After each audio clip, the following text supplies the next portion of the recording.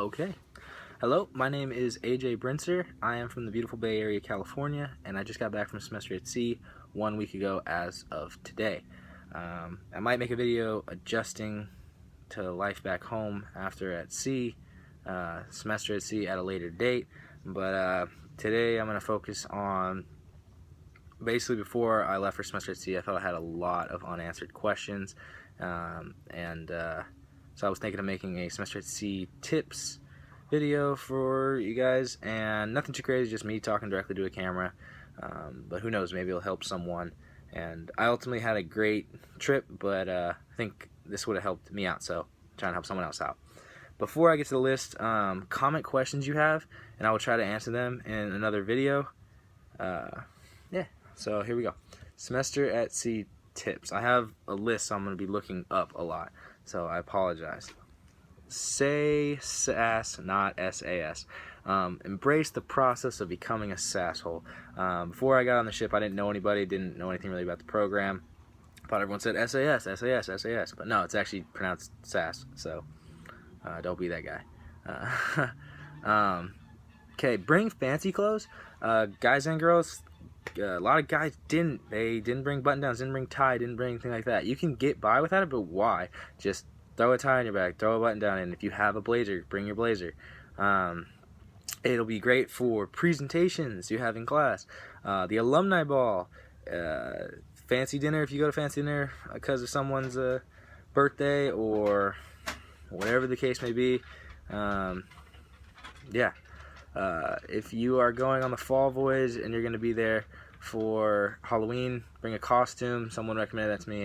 It's not like, these aren't like, the end all be all. That just small things, and some things are bigger than other. Take care of your passport and country. Seriously, do not lose that. On the fall 2016 voyage, that was the one I went on. Shout out fall 2016.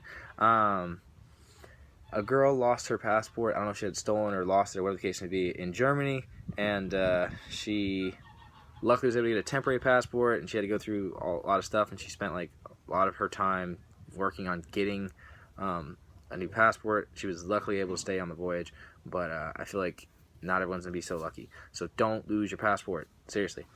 Your back pocket is not your pocket. That was something they said during pre-port.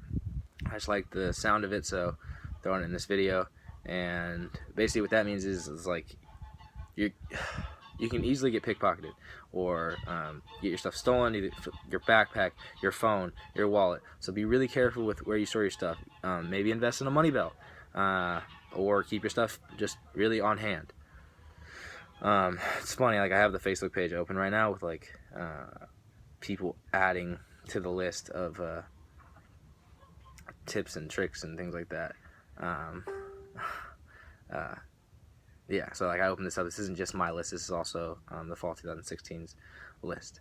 Okay. Get an insulated water bottle.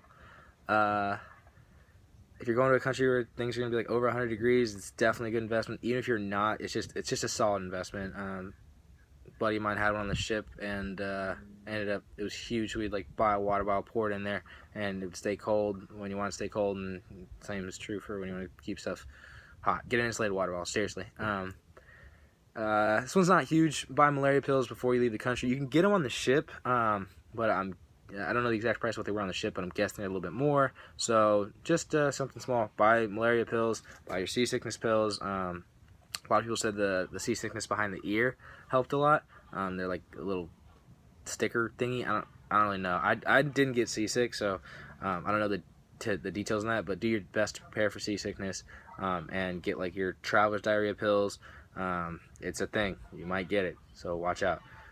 If you're going to a higher altitude, maybe get altitude sickness pills. Once again, I didn't take those. I didn't get altitude sickness. So, but if you're concerned and you want to be extra careful, just get all your pills and stuff. Yeah. Also get all your shots. Obviously, I didn't even think of that until right now. Hepatitis. If you're required to get yellow fever, get the yellow fever. All the shots. Get them all. You don't want to mess up your life just because you're going and studying abroad. Get an international plan for your phone. T-Mobile and Sprint, I'm pretty sure, have really good plans. But even if your carrier has a terrible plan, you can't get one. When you're in country, buy a SIM card or a data card. I recommend the data one instead of like the text message. I don't even really know how SIM cards work, and I even bought one. I bought one and it was like 6 gigabytes. It was like $10. It was really, really cheap, and it worked great because for iPhone, the blue-to-blue messaging is like considered data, not text messaging. I don't even know that, so you can still do everything you want to do with a SIM card. Yeah, bring a Bluetooth speaker. I feel like everyone, like I thought everyone was going to. No, I had one. It was great. You can blast your music in your room, like at deck 9 where like the pool is, or when you're working out. Or bring it with you in country. A lot of options. I had the UE Boom 2. I recommend that one because just a lot of students have that on the ship, and it's waterproof, so that's a huge upside. Do your schoolwork. Actually, do your schoolwork. Just story would be for me one night I like pushed off like writing a paper to the very last minute. Ended up getting it done, but I lost a ton of sleep over it. And the next day we got to country, and I was in country the next day, and I was just so tired, and I wasn't able to like bring my energy level up. And it didn't ruin the country or anything like that, but it's like just if I would have done my work on time, I would have had a better time in country. So I kind of ruined one of my days in country just because I pushed homework off the last minute. So get your stuff done. Never miss a field class. There was a girl on our voyage that ended up getting kicked off because of that. Maybe, I don't know every single detail. They don't like let you know exactly why people get kicked off, but no, it had something to do with field classes. So don't miss your field class. Don't get drunk tanked. This is something that amazes me. Every time I hear, oh, got drunk tanked, it's like, how, why? Here's what you do: go, have a good time in country. Go, and then at the end of the night, go buy a water bottle. Go to the terminal, so not to the ship. Sit down with your water bottle and friends, or you'll see friends there. There's gonna be kids that do this. Sit down and just drink your water bottle, sober up, and when you're feeling better, walk on the ship. Don't walk on the ship drunk. I know you want to go to bed, you're extremely tired, but it's not worth a fine or dock time or making an ass of yourself. Just don't do it. Don't get drunk tanked. It's really not worth it. Download Venmo. I thought this was just like an app that everyone had. I guess not. Venmo's like a app where you can pay your friends or people. So like you guys split a taxi and you owe whoever $4, you can Venmo them $4. So now everyone gets their money. San Diego kids are cliquey, but they're worth getting to know. That's about the University of San Diego. I don't know if it's going to be like this in future voyages. I'm guessing it will, but usually there's anywhere from like 40 to 60 University of San Diego kids on the ship, and that's a ton. Like I said, I'm the only one from my university, so it would have been nice to have like 40 to 60 of my classmates. But some people like refuse to get to know them because they were like they're already too cliquey, and I don't know if it's different for guys and girls, but for me, I met some of the guys and it was great. Some of the best people I met on the ship, so don't count them out. They're really good people. And also another massive benefit is that if I ever go down to University of San Diego, or I just go to San Diego area, which I'm in Northern California, so that's actually a place I will go and visit, I know a ton of people down there now, compared to if someone comes out to my university, I'll be the only one I know there. I'm going to be the only person that they know there. So get to know the San Diego kids. They're dope. Bring a hard drive in case your computer crashes. Make sure there's space because you can get a lot of movies. Yeah, you can bring movies and trade them with people, or just give people movies. And also, just in case your computer crashes or your phone's stolen, like back up your phone to your laptop, back your laptop up to your hard drive, and hopefully you don't ever lose your stuff. But if you do, you always have that backup, which is going to be really nice. Always back up your phone after each port in case it gets stolen in the next one. Like I said, this is a list that I made and some students made, so hopefully I won't repeat myself too much. Okay. Use protection. If he or she is willing to have sex with you, just know you are not a unique snowflake, and they are probably doing the same thing with other people. Not that hard. They provide condoms on the ship. Use condoms. Be safe. Yeah, I don't really need to say anything more than that. Someone said invest in a nicer camera. I would add maybe get a GoPro. The GoPro footage I think is really incredible. It looks super clean. So if you're really into cameras, then yeah, get a nicer camera. For me, that's just not something I wanted to do, but not everyone's the same. So this is just my video expressing to you guys what I think helps, and along with some other things that people think. Like I said, everyone's different. There's no microwave on the ship, just a heads up. Bring an old iPhone in case yours get stolen. A guy said bring a clipboard, and he was like saying it was a lifesaver, so I thought I'd add it to the list. I really don't know what was so great about bringing a clipboard, but he says it was great. Someone said pack snacks. As you eat them, you have more room for souvenirs. That's such like a semester at sea thing to say. Shit Sass kids say. Okay. Yeah, if you want to bring your snacks and as you eat them, you have more room for souvenirs, you can do that. Remember, when you're in country, you are buying souvenirs, you have to put them in your bag. You're not going to have like more room than when you first got there. So I guess that is a good idea. You can do that. Yeah. So in countries, things are going to be really affordable. Sometimes, not every single country, but some. But just because it's cheap doesn't mean it's safe. So maybe we should do a pass on the $27 skydiving. But if there's like an $8 hostel, like I stayed in an $8 hostel and it was amazing. We had like 12 of us stay in a hostel and it was great.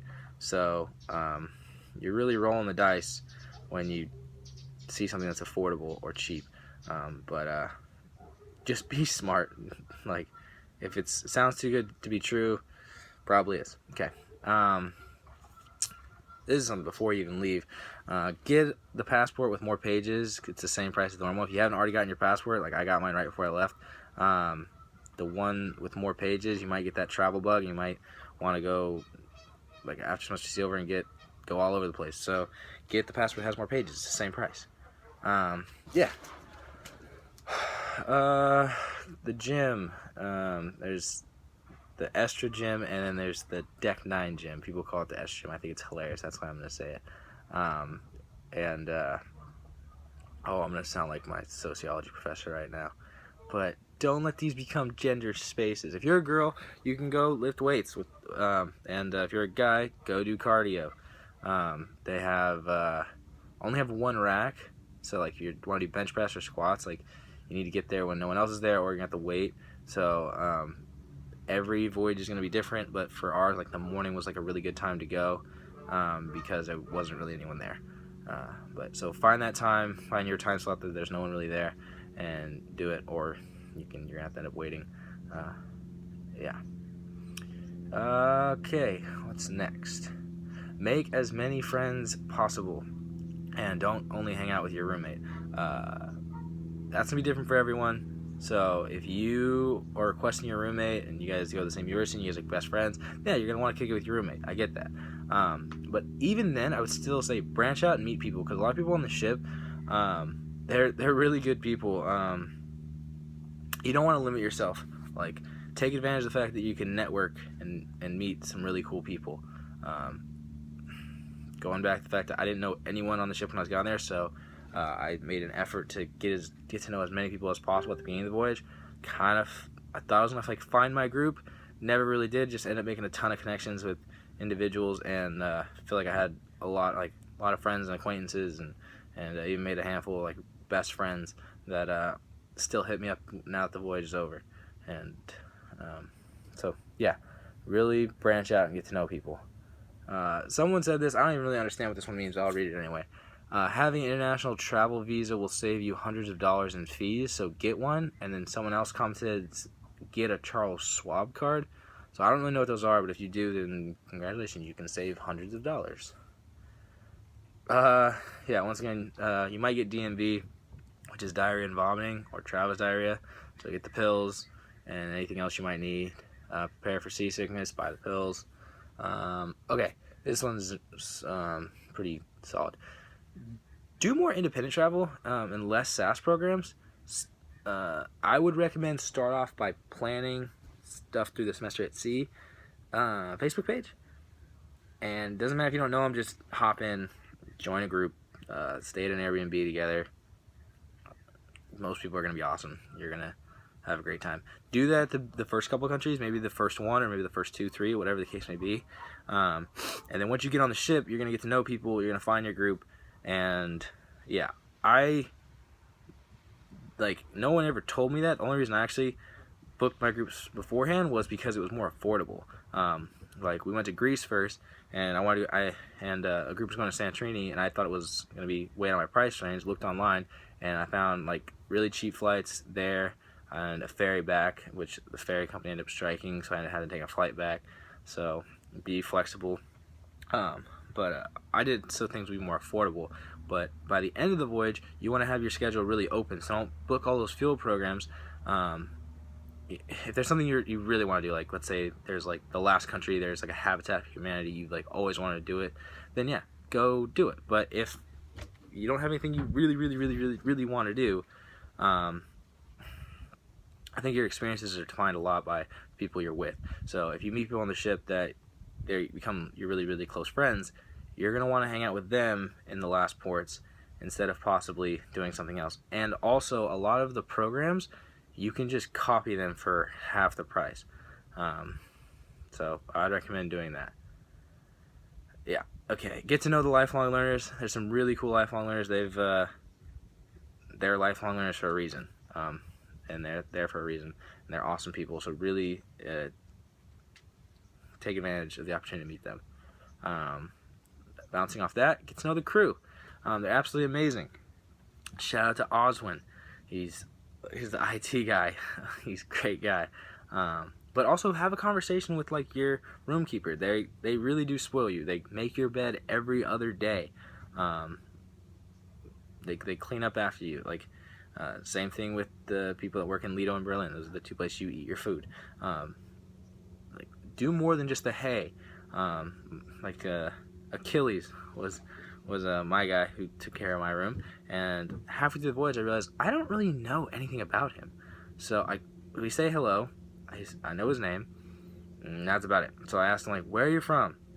He got a wife, got kids, had a good conversation with him, and I already had respect for him, but I gained more from him because you have more of an intimate connection now. You know more about him. So yeah, the cruise, there's not enough stuff I could say about the crew. They're great. Yeah. And then my last point, tip is, which I think I've already said, but I can't reiterate it enough, is do things out of your comfort zone. On our ship, there was something called Mr. Sass, which was a male beauty pageant, which is something that I would never do back in my home university, but I decided to do it on the ship just to get out of my comfort zone, and it was so much fun. There was a catwalk part and the talent show part, and I was gonna do stand up for my talent, and then last minute I changed it to doing a fake proposal with a girl. Shout out Lacey. And it was so much fun and something I'll probably have memories of for the rest of my life. Other stuff you can do is there's the Sea Olympics, which is a games ceremony. They do something. They have all sorts of stuff. They have stuff that you don't have to be super athletic to do. If you've always wanted to join a club but you've never had the time or opportunity or whatever the case may be, you don't have an excuse anymore. Join a club. If you've always wanted to go skydiving, bungee jumping, you wanted to get a lip tat that says lip tat, or you wanted to go do anything, go do it. It's the best time to do it, and it's going to be really affordable in a lot of the countries you go to. Like I said, not every single country is going to be more affordable, but a lot of them will be, most likely. So, do something. I can't reiterate it enough. It's a once-in-a-lifetime opportunity. Take advantage of it. Get out of your comfort zone. On and off the ship. There was someone actually just added something to the list on Facebook 1 minute ago, so I'll read it. It's kind of long, but let's always have a portable phone charger in port. That's a great one. Suction cup hooks work on the bathroom walls and on the inside of the closet doors. Okay. Apps, Venmo, Uber, and Maps.me. Yeah, those are all great apps you should definitely get. On Maps.me, download all the locations you're going to before you leave. Maps.me is especially great if you don't have the international phone plan because you can access maps and get directions offline. Hell yeah, Emily. Emily's on fire right now. Bring Imodium with you. Yeah. Over the door, shoe pocket holder thing to store stuff on your closet or bathroom door. Okay, these are like really good. This is like added 1 minute ago. I'm happy she did this before I made the video. Bring an extra power adapter because yours might break in the very first port. You don't need as many shoes as you may think. Then bring a ping pong paddle. Yeah, they have ping pong on the ship, so if you are really into ping pong, you can bring your own. And portable chargers will be a lifesaver. Yeah, those are things I never even thought of. So that's why, once again, ask questions, and I will try to answer them the best of my ability in another video, or I'll just message you back, or whatever the case may be. I know the spring voyage leaves in like a couple days, so I think they leave out of like Europe or something like that, so they might already have flown out. So it might be too late for them, but maybe next fall, these people, future SAS people, they'll help them. And I'm also going to post a link to an article that's by a Semester at Sea alumni. Her name is Claire. She was on my voyage, and the article is titled 15 Things No One Tells You About Semester at Sea. So give that a look. It's on BuzzFeed, so it's kind of funny. It's just cool. And yeah, do something out of your comfort zone and comment, and I'll try to answer it. Sorry for the video being so long. Yeah, bye.